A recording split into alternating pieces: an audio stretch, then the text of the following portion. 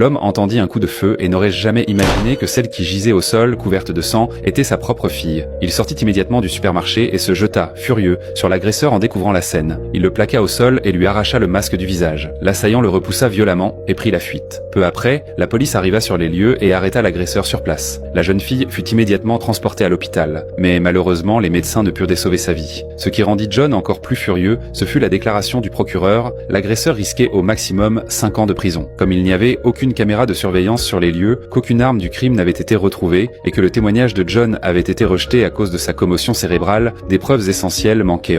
Quand John comprit que la justice ne lui rendrait pas justice, il décida de la faire lui-même. Lors de l'audience, il dissimula la vérité et n'identifia pas le coupable. Faute de preuves, l'accusé fut acquitté. Cette même nuit, John se rendit à son domicile. Quand il le vit, il appuya sur l'accélérateur et le percuta avec sa voiture, puis il sortit une batte de baseball du coffre. Sans lui laisser la moindre chance de s'expliquer, John le frappa brutalement, laissant exploser toute sa rage sur lui. De retour chez lui, il effaça toutes les traces de son acte. Le lendemain, alors qu'il buvait un café en travaillant, une silhouette s'approcha discrètement de lui. Heureusement, il réagit assez vite pour échapper à l'attaque. Complètement bouleversé, il rentra chez lui et verrouilla toutes les portes et fenêtres. Ce n'est qu'à ce moment-là qu'il comprit, l'affaire était loin d'être terminée.